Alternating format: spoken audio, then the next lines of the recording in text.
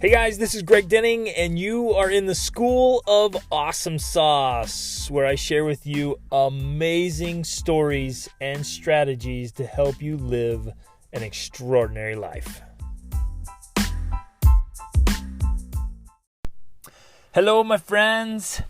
I am feeling it today, so this might be a bit of a rant. In just a couple weeks, we are heading to Europe again to lead a World War II expedition. And I led this before a couple years ago. In fact, we lived in Europe for a couple of years, just wandering around Western Europe and parts of Eastern Europe. And man, we just love Europe. Oh, I love Europe so much. So many great things about it, from the food and the people and the culture and the history and the museums and the castles and the mountains. And oh man, I love so much about it. But in preparation for that, just in preparing it and scheduling out the expedition, which is life-changing. You really need to come on this trip with us next time we do it. It literally is so transformational. So we go into Berlin. We see the memorials. We go into Poland, in Krakow, which is one of my favorite cities now. Go to Auschwitz, Birkenau. Go through Slovakia, into Austria and Vienna and Salzburg, into near the Eagle's Nest in Berchtesgaden, and along Bavaria there we go to the Neuschwanstein Castle, then we go to Munich, then into Prague in the Czech Republic and see the underground resistance that happened there. And we're seeing the architecture all along the way, and the food, and hearing the stories, and then up to Dresden and back to Berlin. And all along the way, I'm going to share more about this as we go into this trip too, because it just stirs up these feelings. But when you see the atrocities that happened, you realize that humanity has, and this is just one part of it, but humanity has a dark history and a dark, disturbing side. But then you also see the stories of triumph. Some of my all-time favorite stories and books come out of World War II, and the stories of triumph and the courage and bravery and the humanity and the goodness of starving people sharing, their only piece of stale bread, of people risking their lives again and again to help those who are suffering. And so there's heroism and there's terrorism. And as we've been preparing for this trip again, we've been reading the books and watching the documentaries and the movies. And of course, it's just been this period of just stirring up these intense emotions and thoughts about how just wrong it is. How absolutely wrong it is to treat any other human being that way. And I've been studying, I love history. I love studying history, reading about it and learning about it. But going on this trip and being there on the ground and hearing the stories, and it's stories of individuals. That's what the memorials in Berlin have done. They've just really done a phenomenal job of telling the stories of individuals. Not just saying, a lot of people were, hurt and died. It's this person and this child and that woman and that man and this family. And that's powerful. It makes it so real. But what I realized the last time I led this, and I know it's going to hit me again with so much force, is just how strategic Hitler and his Nazis and his SS men were about systematically and slowly dehumanizing the Jews and the Russians and the handicapped and the elderly and the infirm and the sick. And it was strategic, and it was so slow. They didn't do it all at once. They were so strategic about it, and so sly and devilish and evil. And they just little by little, you guys, and this is what I want to share today, and this impact, and how this kind of stuff is happening again in our day. And I know that's bold and crazy, and you're like, oh, come on, you can't compare it to these little elements are starting to happen, and it's the little elements that start the big problems. But they were super strategic about dehumanizing them just a little bit at a time. When their message was, hey, look, they're trying to take advantage of us. That's where it started. It's us versus them, and them versus us, right? They started to segregate and push that away and start creating this little division among the people. And anything we can do, right? And I hope you and I will never ever have a part of this, and that we will, put all our energy and force and resources and thoughts and creativity into stopping it. But any idea, any energy, any message that divides humanity ultimately is a destructive message. If it's ever this division of us versus them instead of, hey, look, we're all humans, we're all in this together. Yeah, we are very different. And we have a lot of different ideas, right?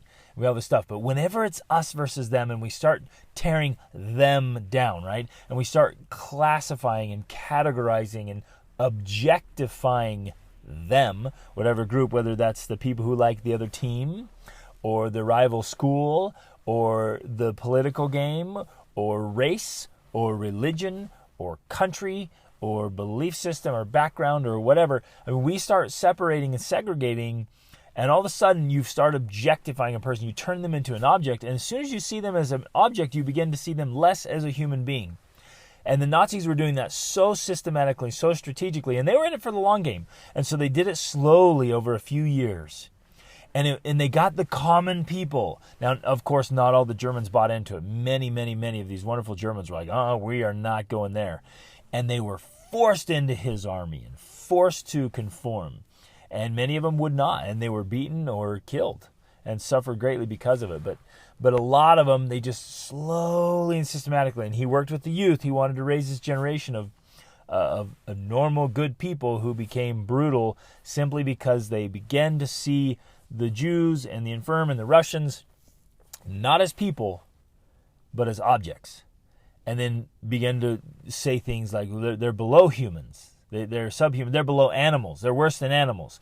And so it went from, hey, they're trying to take advantage of, watch out, don't buy from them, to, you know what? Beat them, abuse them, take their stuff, close down their shops, don't, mistreat them, and then gather them all up, and we're putting them away, and always objectifying this way. And it was so step by step, little by little, and a big group of the people, not all of them obviously, but a big group of the people bought into it. They took the message. And they swallowed it. They drank the Kool-Aid, man. And then human beings, like I saw footage last night, or the night before last. I saw footage of what they were doing, and heard interviews from former SS men, and it was so objectified that they were willing to just commit atrocities against another human being without feeling. And he even said that. He said that in the interview. I didn't feel anything. I was just doing what I was told. Plus, they were Jews, is what he said.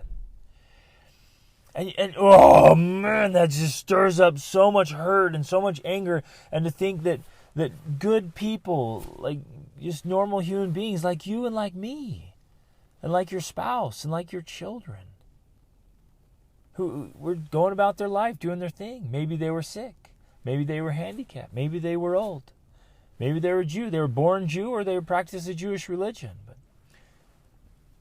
how would you, and I'm serious about this, how would you feel as a human being living your life if some other group came in and attacked you and beat you and tortured you and killed you and your people just because they were your people? Right? Because you believed a certain way, or looked a certain way, or acted a certain way, or lived a certain way.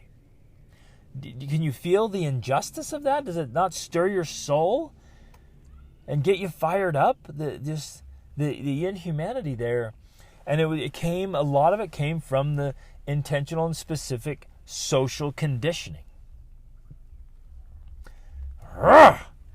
Whoa, man, it fires me up. And then we look around, you guys, and we've got to be We've got to be careful about this because we look around and we see what's kind of happening.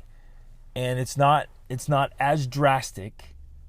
But are you seeing any kind of racism or prejudice or judging or objectifying of other human beings? Do you hear those messages in your day-to-day interactions? Heaven forbid. Have you ever participated in those things? I remember as a kid just passing along jokes that were so racist, and I look back, later I'm like, I can't believe that. I can't believe my parents didn't stop that stuff. It was unbelievable. But do we pass those things along? Do we inadvertently just the media says it, or you hear somebody say it, and we just swallow it and then spread it? Oh, well, those people, they're like that, right? And we group them all together, and we make those things, and I see it all the time. I work with people all the time, and I see it in messages. And sometimes it seems so subtle and so sly. Just this division, the objectifying, making someone seem a little bit less because of the color of their skin or the opinions they hold or whatever. You with me? And this stuff is crazy, and some of you might be saying, "Oh, come on, don't make such a big deal of it." But that's all where it's where it begins. That's where it begins. It begins with just thinking you're a little bit better than someone, or you're just so different that they're not quite like you, and so they're not quite as human as you are. And then that starts to justify the dishonesty and the deceit and the mistreatment, and then outright violence. And that's where it all begins, you guys. And what I want to say today to all of us is not only can we not participate in that, and some of you are like, okay, well, I don't have a problem with that. I don't do that. But we have to examine ourselves very, very thoroughly to say, do we do it at all in any way towards any group or any other human beings? And stop and say, wait a minute, they are a human being just like me. And even right now in your mind, you might be like, but they're not like me. If they're a human and you're a human, they're like you. And that's what I'm talking about. We're all in this together. This is humanity. And we may be crazy different. And we might disagree. And we might not even like each other. And that's okay. You don't have to like each other. But you have to respect humanity.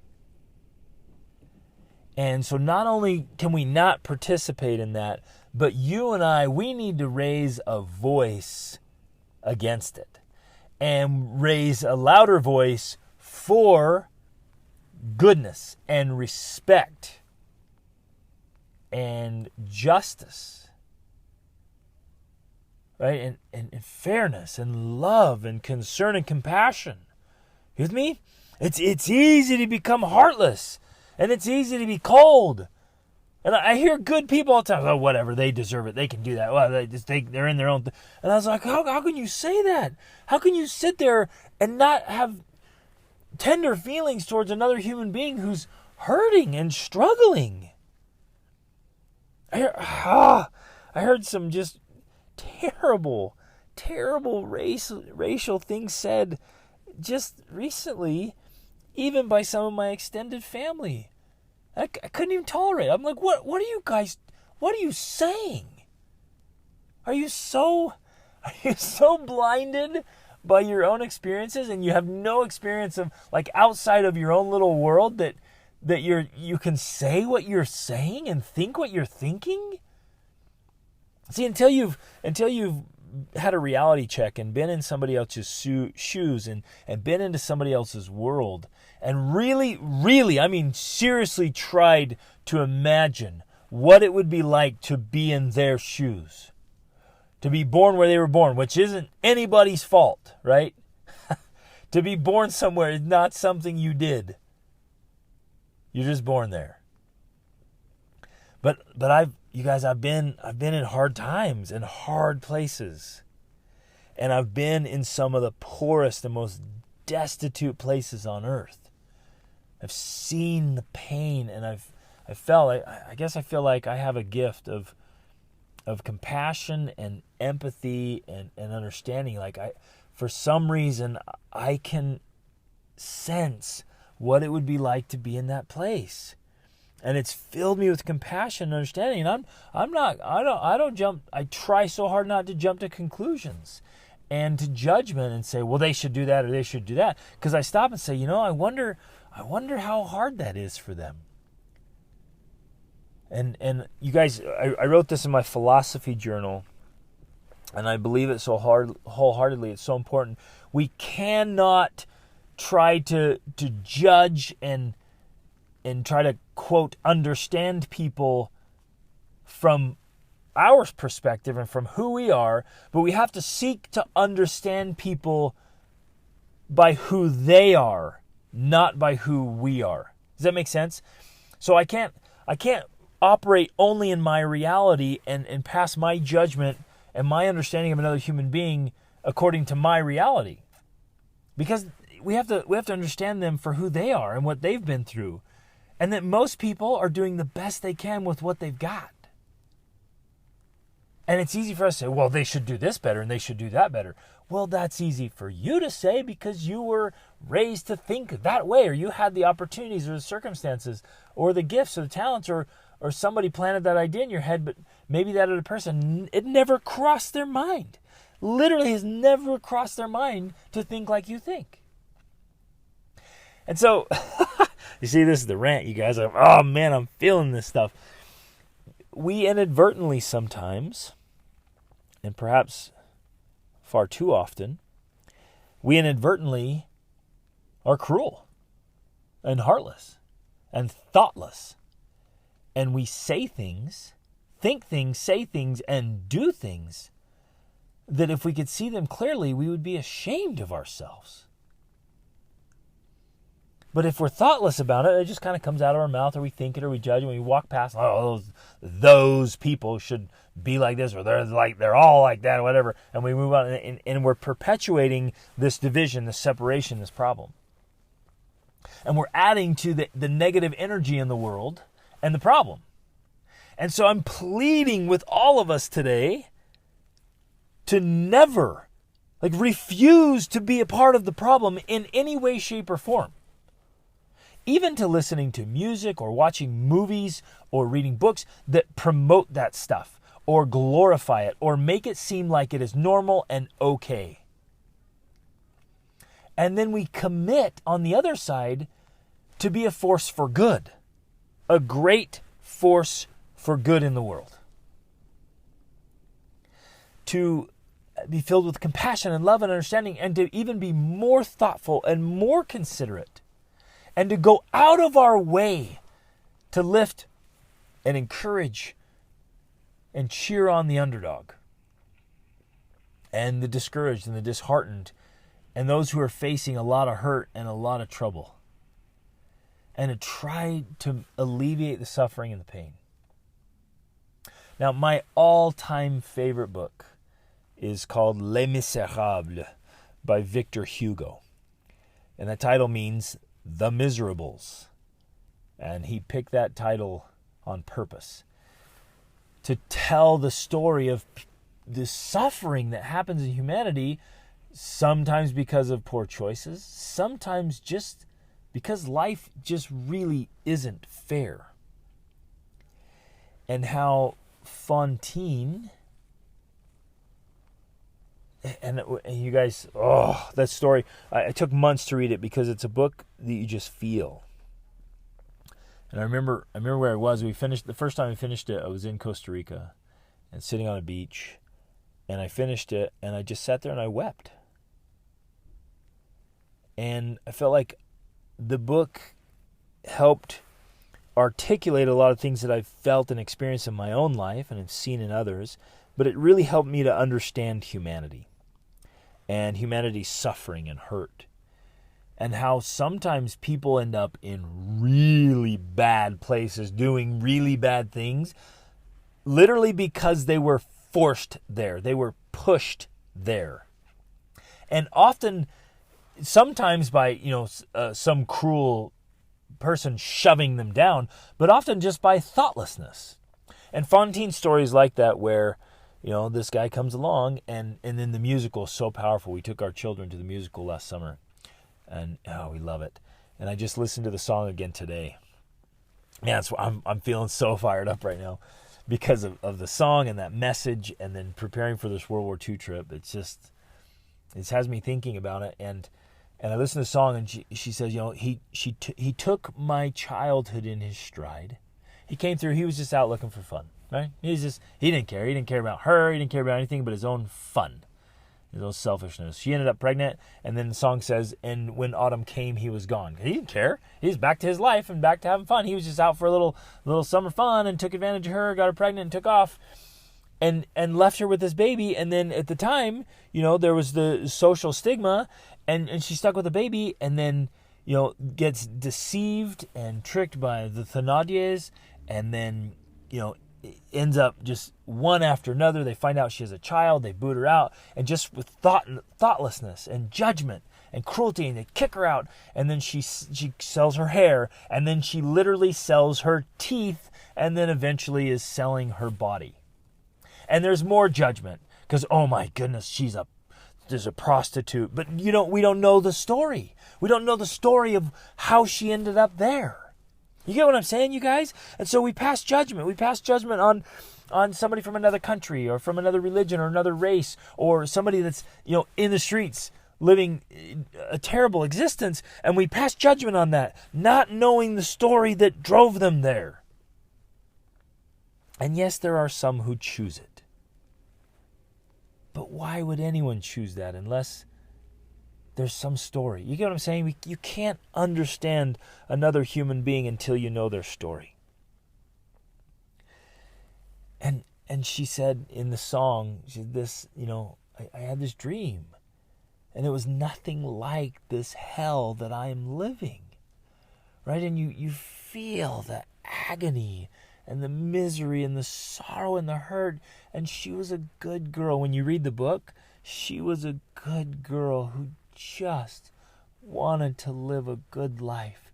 She wanted to fall in love and have a little family, and get the little home and raise her children with a loving husband, and just have this beautiful life and be a good person, the kind to the neighbors, and help out. And because of thoughtlessness, again and again and again, the end result is she was bald and toothless prostitute doing anything to try to send some more money for her daughter's care. The ultimate sacrifice of all standards and morals and quality of life because of love, because of her goodness. And how many stories are there of the people around us who we pass judgment on, who we walk past, we snub, but we don't even notice. We're so caught up in our own story, we don't even notice the people around us. We never stop to think, to ask, to connect, to consider, to offer help. We just scuzz and walk past and make some derogatory remark in our mind or out loud. How dare we? How dare we walk past another precious human being? Whoa. You and I have the power to make a difference, to be a great force for good in someone's life. But we have to take off our blinders. We have to cleanse the lens through which we are looking out and seeing the world and seeing others. We have to see them as human beings who are struggling and who are hurting. Every time I've done this, my friends, and I do it all the time, all around the world, and if I ever catch myself passing that instantaneous judgment, I stop, I walk over, and I talk to them, and I ask them about their story, and I connect with them, and inevitably, every time I hear a story that touches my heart and gives me a serious reality check and helps me understand why they do what they do and where they're coming from. Every time. In fact, let me tell you some stories. One time I was in Costa Rica, and we pulled up to this beach. It was a beautiful beach. I was so excited to be there with the kids, and then we parked under the palm trees and the mangroves. It was gorgeous. The kids run out to the beach, and I step out, and I kind of glance behind me, and there's a man standing there, covered in tattoos, and a big handlebar mustache, a scowl on his face, standing next to a big old gnarly bulldog and his Harley Davidson. And my thought was like, dude, that guy's rough. And I caught myself immediately saying, stop that. You stop. So I turned around and walked right over to him. And I went and talked to him, and he and I ended up talking for like 45 minutes, and he was one of the softest, most gentle guys. He was covered with scars and tattoos, but he had this story. And he was just, he got sick of the rat race, and he was just down in Costa Rica, just relaxing, recovering, and to start over with life and do things differently. And he invited my kids over to play with his dog and sit on his motorcycle, offer his water and lemonade. I mean, just so gentle and so kind and so thoughtful. And I thoroughly enjoyed my conversation with him. And went over again and proved to myself that our judgments are most often wrong, dead wrong. Another time I was in an A&W restaurant, and I was standing in line. I was the last one in line, and this young woman walked through the door. And she looked like she just stepped out of a very dark place. She was dressed fully in black, like long black clothes, draping clothes. She had piercings everywhere, piercing chains running from eyebrows to ears to nose to lips. She had black mascara and black eyeliner and black lipstick and black nails. And the sides of her head, both sides of her head were shaved bald. And she had 3 massive spikes, maybe 12-inch spikes of her hair sticking straight up, and she walked through the door, and I literally saw this young mother grab her child and shriek and pull her out of her way, get out of the way, as this young woman walks through the door, who I guess was only 14 or 15 or 16. And she was walking up to get in line, and I knew she was going to be behind me, and I said to myself, okay, you only have a moment to connect with this girl. Because I could tell she was hurting. And so I turned right around and was like, whoa, check out that hair. Can I touch it? Wow. And I'm like touching the hair. I'm like, how do you get that to stand up? That is amazing. Like, how do you get your hair to do that? And I start talking to her and asking her about her. Hey, tell me about you. And she's like, why are you talking to me? I was like, I want to get to know you. I want to hear your story. Why are you paying attention to me? She's blown away because, her appearance and her demeanor repel people. And that's the reaction she's used to. She's not used to kindness and people going out of their way to connect to her, which is with her. And it's exactly what she needs. And so I talked to her, and then pretty soon, you guys, and every time I think about her, the emotion stirs up. This sweet, sweet girl, this flower just blossomed right in front of me. And she opened up. Right there. And then, of course, she told me exactly what I already knew. She came from a very broken home where her dad had done horrible things. And she was hurting and she was alone. And all she wanted was love and attention and compassion. And all she wanted was connection. That's like we all want, every one of us. And she was doing those things to get attention, and I had done similar things. I had a mohawk at one time.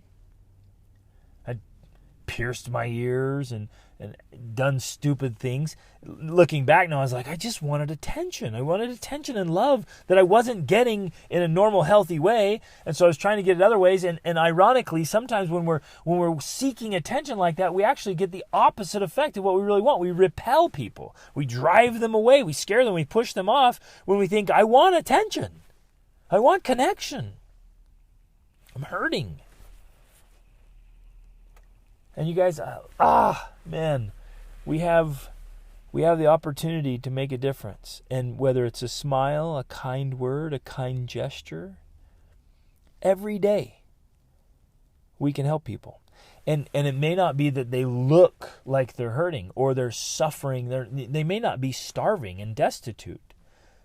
They might just be hurting inside really bad.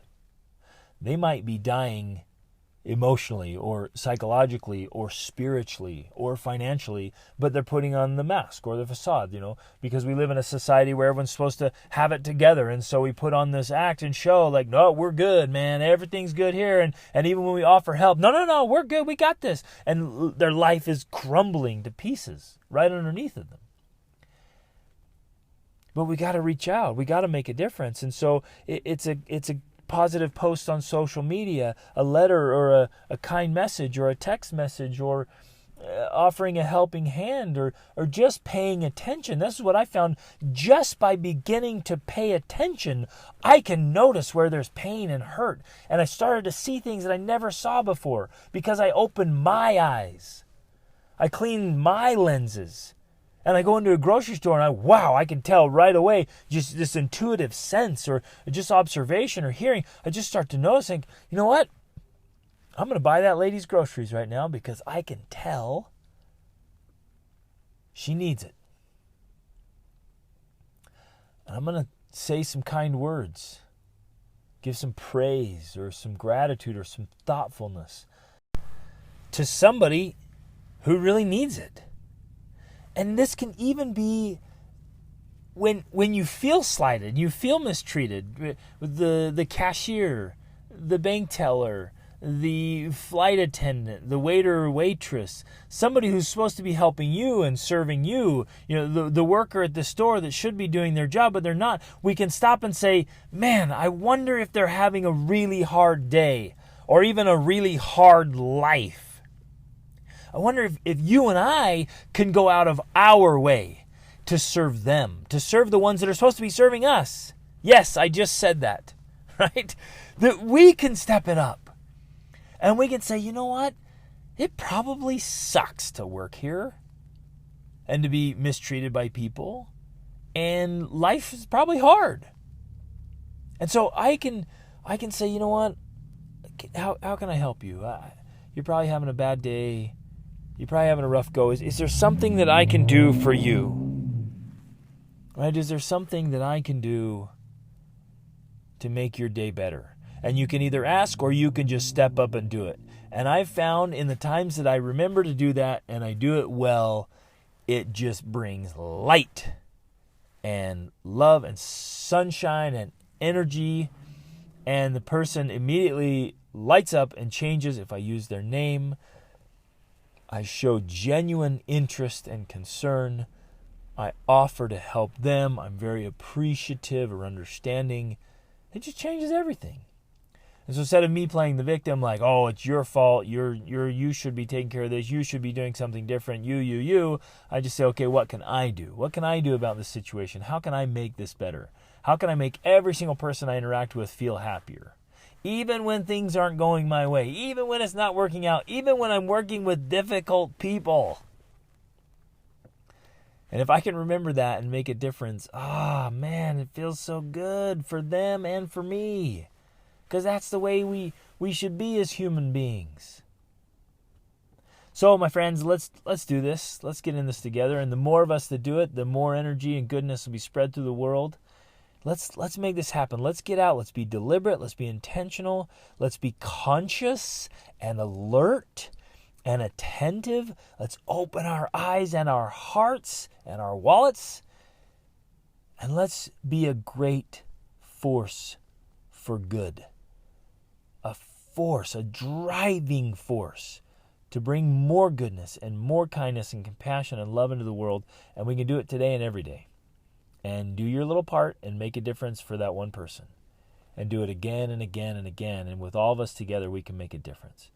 Because, my friends, awesome is always an option.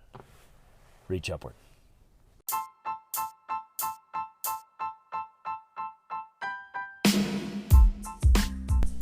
Hey everybody, thanks so much for listening to this episode. I hope you got a lot of value out of it and found some things that you can apply to your life right away. Hey, I'm being totally sincere when I say I live to help you live your extraordinary life. So I hope you'll reach out to me if you have any questions, or let me know how I can help you in any important area of your life. And in fact, this podcast is brought to you by the School of Awesome Sauce monthly coaching program.